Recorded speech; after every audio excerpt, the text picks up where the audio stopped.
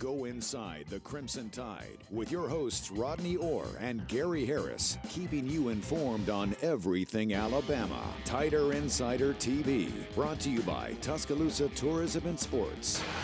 Good evening, everybody, and welcome into another edition of Tider Insider TV, brought to you, as mentioned, by Tuscaloosa Tourism and Sports. Alongside Rodney Orr from TiderInsider.com, I'm WVUA 23 Sports Director Gary Harris, and I will say this, that if something happened with the weather, a tornado warning, Richard Scott will cut in, so you don't have to worry about missing any weather alerts. As long as we're on, you'll know that everything's okay. All right, Rod, this season, Alabama men's basketball enjoyed some real highs. I mean, they had some great wins. And they also had some moments that you want to forget. And that was the way the season kind of ended, in a forgettable fashion. Last Friday night, the Crimson Tide, is the number 6 seed in the West region out in San Diego, opened up play against the number 11 seed Notre Dame in the opening round of the NCAA tournament. And an inconsistent season ends in disappointment for Alabama as the Tide lost in the first round to Notre Dame. And we'll discuss more about this in just a moment. This was a severe blow. About 3 minutes in, Javon Quinterly went down with a knee injury that has been described as serious. He did not return in the game. Clearly that was a blow, but still, Alabama, you know, has enough good players that you would think they would have an opportunity to win the game. But once again, shooting plagued them, both from three-point range and under the basket. They only were down by 5 at the break. But Notre Dame started the second half run on a 14-8 little spree and led by as many as 16 in the second half, and really Alabama never came close to winning. Tide falls 78-64. Also, Nate Oates received a technical foul in the second half for arguing with officials, although I will say this, the officiating was spotty. Alabama, though, 26 of 64 from the field, also lost the rebound battle, and that's not a good formula for winning, shooting it poorly and getting out-rebounded. Here's what J.D. Davidson and Keon Ellis had to say on Friday night following the loss. You know, they just helped pick my head up and just told me to go out there. Don't matter you're a freshman, just go out there and lead the guys and try to win this game. It's March, so you got to expect unexpected. He went down, and I just knew, a situation like that may come up. So I was down. I was ready for it. All right, Rod, we know the NCAA tournament is a unique event. You and I have been texting about it. Whether you've had a great season or a season where you just get in like Michigan and you can parlay it into something special, you lose and you're out. There's no tomorrows. And for Alabama, again, you know, we saw the Alabama football team have to deal with injuries, but that was a huge blow when Javon Quinterly, your point guard, the guy that handles the ball more than anybody else on the team and is also a scorer for you, 3 minutes into the game, he's out. And I don't know if Alabama would have won the game or not, but I know this much. Losing Javon Quinterly certainly didn't help their cause. Well, I mean, you're battling inconsistencies as it's been. I mean, we talked about that. They lost 3 in a row coming in, and then you lose your point guard. Mm-hmm. I mean, could it get off to a much worse start? I mean, you know, the way it transpired, and, you know, Gary just never really recovered. There was a lot of people thought, hey, this game was going to play right into Alabama's wheelhouse because Notre Dame had just played 2 nights earlier. Double overtime. Double overtime. Had to fly across country, tired legs, all those things. You know, but Notre Dame shot the ball really, really well, and, you know, that kind of wasn't the way it went, and Alabama just never really was in the game. Yeah, and again, injuries are part of sports, unfortunately. Alabama got a key injury in the national championship game when Jamison Williams went down with a knee, and then this injury to Javon Quinterly in the NCAA tournament when he goes down with a knee, and you're going to see it right there. Just, you know, you hate that. But for Alabama basketball, Rod, you know, there were some positives this season. We're going to get into some of them. The biggest, of course, was that they made the NCAA tournament. And that marked the first time to make it in back-to-back years since 2006. So Nate Oates and his team has been eligible for the tournament for 2 years. Remember, he got wiped out due to COVID 2 years ago. But they've been in the NCAA tournament both years. And so it was an uneven season. But to get back as a 6th seed, that's a good accomplishment. You hate you didn't win a game or 2 or more in the tournament, but just making it, I think, is progress for where this program and Nate Oates wants to take it. Well, 3 years ago, it would have been considered a really good year. I mean, it's all relative. You look at the year before, last year, when, you know, they go to the Sweet 16, they win the SEC, they have all this success, and then they have the early season success this year with the wins over Houston, Gonzaga. You know, they beat Arkansas. They had some really big wins, obviously Baylor as well. They beat 2 of the top Final Four teams. So, you know, expectations kind of started really growing. And then when things didn't go well in the SEC, It was just a matter of, expectations unfulfilled. But at the same time, Gary, maybe those expectations were unrealistic when you think back to the leadership that they lost. Well, you mentioned it, though. You could argue that Alabama had the best non-conference wins of any team in the SEC. When you look at Gonzaga, you look at Baylor, you look at Houston, you look at Miami, beat them by 32. That's right. They're in the Sweet 16. In the league, they beat Tennessee and they beat Florida. But then the head-scratching losses. Georgia's only SEC win against anybody was against Alabama. Missouri, they had some non-conference losses that you think that they should have been able to win those games. So it was an up and down season. And now it's time for Coach Talk. This season, as we said, was filled with highs and lows for the Alabama basketball team as they were able to defeat two of this year's #1 seeds, Gonzaga and Baylor, while also posting wins against Houston and Miami, but lost to lower-ranked teams at the bottom of the conference like Georgia and Missouri. Here's Alabama head coach Nate Oates now on how the inconsistencies impacted the team this season. I think we're the only team in the tournament that's beaten two of the #1 seeds. We beat Baylor and Gonzaga. So it's inconsistent, a little up and down. The inconsistencies bothered all of us. All the fans were a little, the coaching staff, the players were annoyed. Some of our losses were really unacceptable, but we had some great wins. So I told the guys, let's try to remember the great moments of the season. Some of them will be back, some won't. The ones that are moving on, we got some good memories from the year, and just disappointing end to it. And, Rod, this is the NCAA portal era. And Alabama, it's been reported already, has 3 players with their names in the transfer portal. Forward Keon Ambrose, center Alex Chiku, and backup guard Jaden Quinterly, who's Javon's younger brother. Ambrose Hilton appeared in 11 games for Alabama this season. And you know what? He's a guy that I thought had some potential. Number 22, got a nice body, about 6'8", physical kid. Chiku, number 35, just never really got it going. And, he's close to 7 feet tall, but never played much. And then Quinterly was strictly a backup player on this year's team. There could be other players, though, that enter the portal. You could bring players in from the portal. You've got a top 5 recruiting class coming in. Rodney, this basketball team next year is going to look a lot different than it did this season, but that's the way it's going to be all over college basketball. Yeah, right. I think it's really exciting when you look at it, Gary. They've got 4 of the top 60 players signed already. They got 2 of the top 20 players, so they've had a great recruiting class, one of the best recruiting classes in the history. You bring in a couple of really high-quality transfers, which they will. I mean, this roster is going to look a lot different. I think it's got a chance to be really exciting. And how about Murray Burnett? He's supposed to be back. This year. A guy that can really shoot the 3, was probably going to be maybe their best 3-point shooter if you go by what he did in practices. So this team has a chance, I think, to rebound really well next year. Yeah, and they could use Burnett, and they've got some guys coming in that can shoot it. Because I know this. I'm not into analytics quite to the level that Nate Oates is, and I get it, what the analytics tell you. But if you're going to shoot 30-something three-pointers a game, you need to make some of them. That's an area, just quite frankly, you're going to shoot that many threes, you got to get some. You got a lot of shooters. You got to get some makers, man. You got to make some 3-point shots if you're going to hike it up that many times in a game and finish at the rim too, because they don't take a lot of intermediate jump shots. I know you're wanting to laugh. They don't take a lot of 12, 15, 18-foot shots. It's either threes or getting to the rim. So you got to shoot a better percentage than they did this year. The Alabama women's basketball team is still alive. They're still playing in the women's NIT. The Crimson Tide rallied to beat Tulane last night in New Orleans in the second round. They closed the game on a 12-3 run.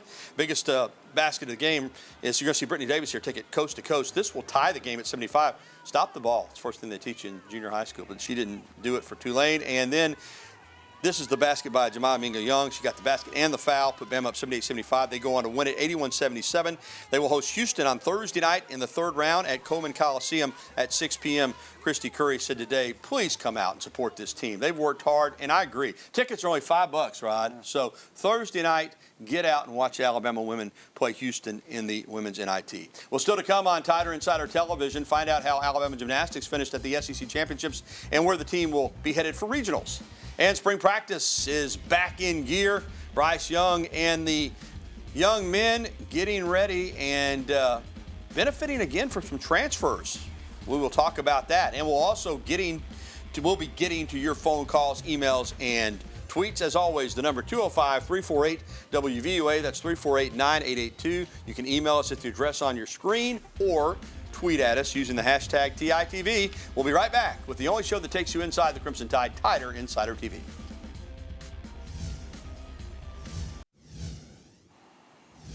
And welcome back to TITV, sponsored by Tuscaloosa Tourism and Sports. Alongside Rodney Orr, I'm Gary Harris. Well, spring practice continues for Alabama football as they are getting ready for the 2022 season, and A-Day is now just 3.5 weeks away. Wow. Alabama held its second spring practice on Monday afternoon at the Thomas Drew Fields. Some of the returning veteran players are already stepping into leadership roles. Crimson Tide quarterback Bryce Young singled out the leadership of safety Jordan Battle, defensive tackle DJ Dale, and outside linebacker Will Anderson Jr. One of the big stories for Alabama this offseason, again, has been 3 star-studded transfers from the portal. Georgia Tech running back Jahmyr Gibbs, Georgia wide receiver Jermaine Burton, and LSU defensive back Elias Ricks. Here's what the Heisman Trophy winner said about his first impressions of the new running back from Georgia Tech, Jahmyr Gibbs. Yeah, Jahmyr's worked really hard. He's done a great job of coming in, and again, he's someone who has really taken to the offense really well. Someone who's done the little things right in our conditioning. Every week he was winning an award for being one of the top performers.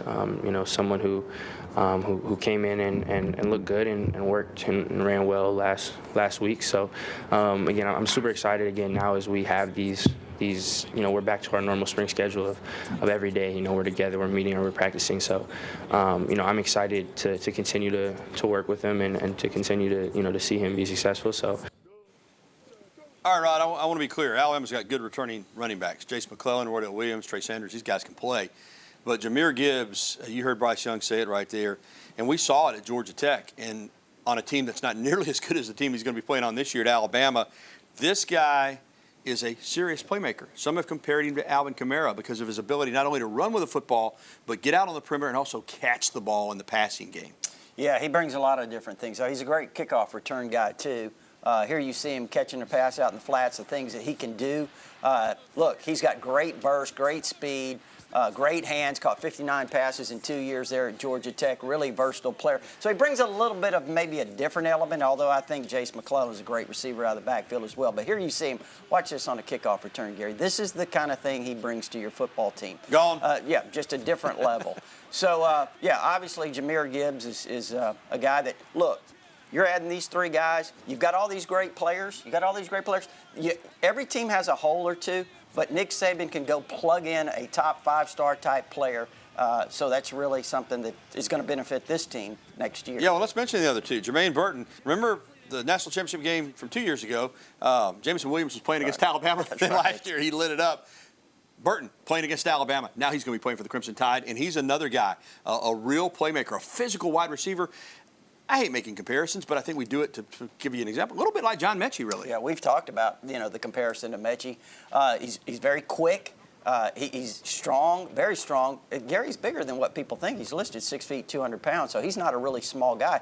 But like I said, extremely quick feet, got good speed, guy that was a lot of people had him a 5-star receiver coming out of high school. So he's a guy that I think can make a strong impact, no question. And lastly, you're always looking for cornerbacks. Man, you got to have them, first of all, and you got to have some depth there because that's a stop and start. And we saw injuries really impact Alabama at the end of the year. Elias Ricks from LSU, as a guy's already proven he can do it in the SEC. Well, and, you're losing Josh Jobe. You lose Jalen Armour-Davis. Those 2 guys were your starters last year, although McKinstry Kool-Aid played really well, and so did Kareem Jackson, and throwing in the way he was. But and you lost Marcus Banks to the transfer portal. So adding a guy like Elias Ricks, who's a 5-star talent coming out of high school, guy that was really successful at LSU. Again, I think this is to be able to plug in a guy that caliber into your secondary. This is a big move. Yeah, Nick Saban tried to warn everybody. He said, listen, you go to the portal, we're not going to lose our best players, but we're going to take some of other people's best players. And you mentioned it, just plugging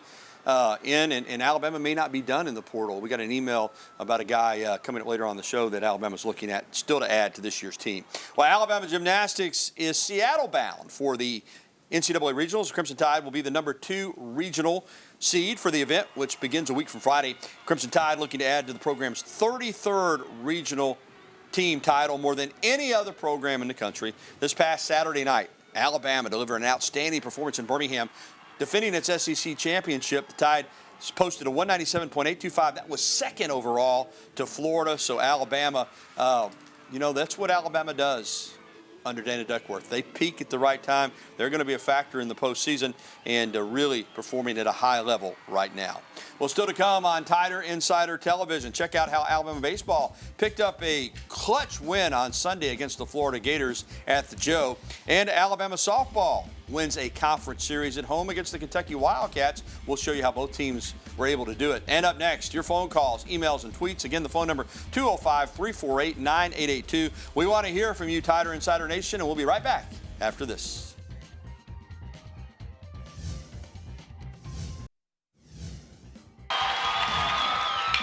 It's slapped into right. Even with the 5 infielders, he found the hole. Alabama third baseman Zane Denton walking it off for the Crimson Tide on Sunday in an 8-7 win over top 10 Florida. Only win in the series, a big one. Florida had 5 infielders, and he still got it through, man. That's what you call picking your spot right there. Big win for Alabama. They're at UAB tomorrow night and then at Mississippi State over the weekend. Alabama softball takes 2 of 3 from Kentucky. They won on Friday and Saturday, and Kentucky salvaged the third game of the series on Sunday. But on Friday night, 4-2, Montana Fouts got the win. On Saturday, 3-2. Ashley Prange crushed a 2-run homer in the first. And on Sunday, Montana took her first loss of the season, but still recorded her 700th career strikeout. Alabama also at UAB tomorrow night, and the Crimson Tide still ranked in the top 5 in the country. Welcome back into TITV with Rodney Orr. I'm Gary Harris. Let's get to the phone lines, and first up is Bill right here in Tuscaloosa. Hey, good evening, Bill. Good evening, Gary and Rodney. How are y'all doing? Doing great, BT. What's on your mind, brother? I want to ask you a question, Gary and Rodney. What I want to ask you is what players we got coming from that transferred to, for next year, and who will be playing next year. All right, BT. Well, as we said, Alabama's got 3 players that have reportedly gone into the transfer portal. They got a top 5 signing class coming in. As of right now, there's no one in the portal that has announced that they're going to come to Alabama, but it wouldn't shock me. We saw last year Noah Gurley come in from Furman, and he's coming back for another year next year. So, Rod, I still think there's a possibility that Alabama could add a player or 2 from the portal themselves. I fully expect it to happen, BT. Again, I don't know who it might be at this point, but I do expect them to add at least 1 or 2. And I know this, as we said earlier, it's just all over the country. I mean, players are going to come and go now. Every year it's going to almost be like a different team. And I saw somebody today on Tider Insider and said, expect Alabama not to make the NCAA tournament next year. I don't necessarily agree with that. I think Alabama will have a good shot to make the tournament. All right, let's get to an email.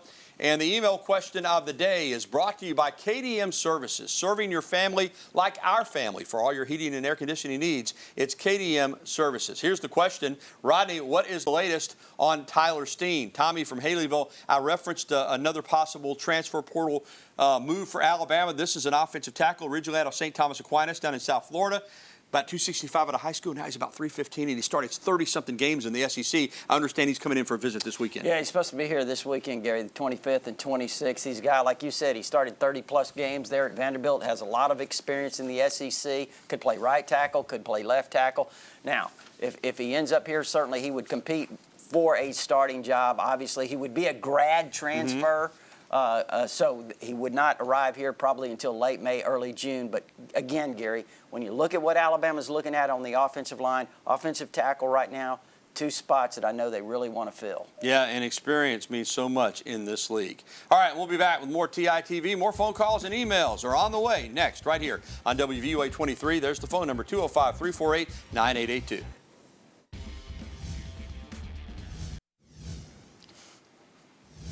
And welcome back to TITV. I'm Gary Harris, sitting next to Rodney Orr, the man with the best hair in TV. And it's time to get back out on the phone lines. First up is Roger here in Tuscaloosa. Hey, Raj, what's up, man? Roll Tide. I just kind of wondered about Chase McClellan. I watched the replays of what he did the first of the year till he got hurt, and I just wondering what he's looking like for this year. Well, Roger, yeah, if he's healthy, you saw what he can do. And we talked a lot about the 2 wide receivers going down with Mechie and Williams, but this young man, he doesn't get hurt earlier in the year. He might have been the difference in a national championship game or in winning the national championship period because he was a real playmaker out of the running back position. He really was. I mean, some of the his ability to catch the ball, Gary, out of the backfield, make the first guy miss. I don't ever really remember the first guy making a tackle on Jace out in the flat. I mean, he made some big plays against Florida in that game. Yeah, certainly missed Jace. Great runner, does everything extremely well. Great special teams player. You saw him scoop up that ball, that block punt, return it for a touchdown. So, yeah, look forward to seeing Jace back. I don't know exactly how much he's going to do this spring. But he'll be good to go by the fall. Yeah, he should be good to go. Hopefully. All right, let's stay in Tuscaloosa and get to CB. Hey, CB, what's up, man? Hey, man, how y'all doing tonight? Great. Look, you know, we lost a lot of players in softball, didn't we? Yeah. And sure did. I just wonder, the defense is a little shaky, but I don't know, were we overrated or are they going to turn it around? I know they've been mighty good over the years. Yeah, mighty good. CB, I think they're fine, man. They started 20-0, 20-0. And they lost a series at LSU. Every weekend in the SEC, it's a battle. Lost a game against Florida State, who was ranked number 2, and they could have won that game. And then they won the series against Kentucky. I think they're going to be just fine. I mean, you're not going to win every game. And the SEC is really good, Rodney, and they're 3-3 right now, but I think they'll be fine. I don't think they're overrated at all. Yeah, they had a chance to sweep Kentucky. Yeah. Kentucky's, a top 10 program. Good, so, yeah, we'll see. But, yeah, I think they're going to finish really well. They'll do well. And you know what? They may be back in Oklahoma City. All right. Well, thank you for the phone calls and the emails. And we'll be back to wrap up this edition of TITV right after this. We are the champions again. This past Saturday in Arlington, Texas, Alabama women's wheelchair basketball won its 3rd national title in a row. Lindsey Zerbrugg, the hero. She hit a buzzer beater as Alabama beat Illinois 50-48, man. Mary Silverman won tournament MVP with 24 points in the championship game. The men made the championship game, but came up just a little short, losing to Boise State 67-56. Alabama's wheelchair program is as good as there is in the country. Congratulations to both teams. All right, that is going to do it for Tider Insider TV, presented by Tuscaloosa Tourism and Sports. Before we get out of here, want to remind you that if you missed the program, you can catch a replay tonight at 10:30 or find it anytime at WVUA23.com.